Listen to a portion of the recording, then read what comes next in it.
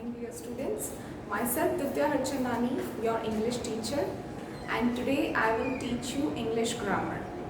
Students, in our previous classes, we have learnt about the sentence and the kind of sentences. Now today we will start with our new unit, that is subject and the predicate. So look here. A sentence has two parts.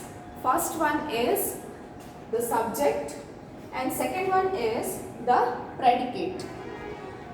Subject is the naming part of the sentence.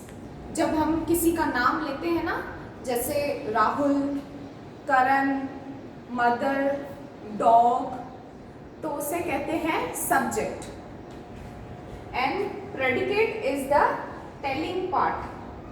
Telling part means कि जो subject है, जो name है जिसका, वो क्या कर रहा है या वो क्या है उसके बारे में बताता है predicate. See, subject is a naming part.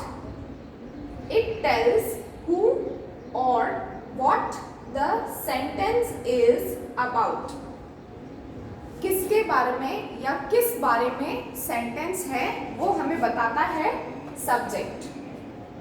Predicate is the telling part. It tells what someone or something is or does. कोई क्या है या वो क्या कर रहा है ये हमें बताता है predicate. Now see the examples. Mother. Mother, किसी की मदर जो होती है वो एक सब्जेक्ट मतलब एक नाम होता है. द डॉग, वो एक एनिमल है तो वो भी एक सब्जेक्ट है. राहुल किसी का नाम है इसलिए ये भी एक सब्जेक्ट है. दी एग्स, एग्स भी कोई चीज़ है इसलिए वो भी सब्जेक्ट है. Now examples of predicate. Is cooking food, क्या कर रहे हैं, खाना बना रहे हैं, तो वो हो गया प्रेडिकेट. वो हमें बता रहा है कि सब्जेक्ट जो है वो क्या कर रहे हैं. मदर जो है वो क्या कर रही है, इज कुकिंग फूड, मदर खाना बना रही है. इज बार्किंग मतलब भौंक रहा है.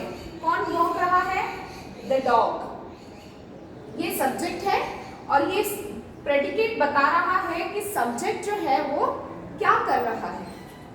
नाउ इज राइटिंग मतलब लिख रहा है. कौन लिख रहा है, Rahul. Rahul is the subject and he is writing, so it is the predicate. Are in the nest मतलब घोंसले के अंदर है. क्या घोंसले में है, the eggs.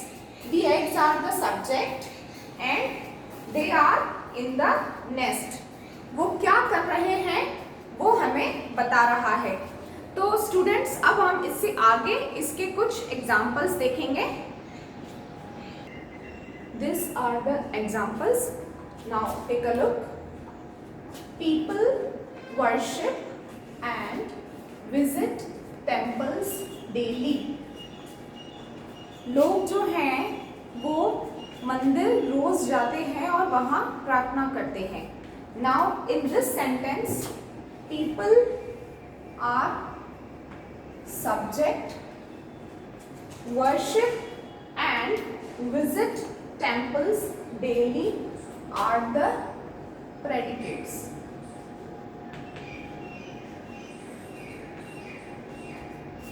Now second sentence, the birds are flying in the sky. Now here the birds are the subject and are flying in the sky are the predicates. मतलब कि ये हमें बता रहा है कि birds क्या कर रहे हैं. जो सब्जेक्ट है, जो birds हैं वो क्या कर रहे हैं, आसमान में उड़ रहे हैं. तो this is the predicate. Now elephants are huge animals. Elephants जो होते हैं वो बहुत ही huge animals होते हैं, बड़े animals होते हैं. So in this sentence, elephants subject है, are huge animals is predicate. Okay, see fourth sentence, honey bees survive on honey. जो मधुमक्खियां होती हैं वो शहद पर सर्वाइव करती हैं, शहद पर ही वो जीती हैं. So in this sentence honey bees are subject, survive on honey is predicate. So students, these are the 4 examples. Now I will give you homework. In that you have to find out which is the subject and which is the predicate in the sentence.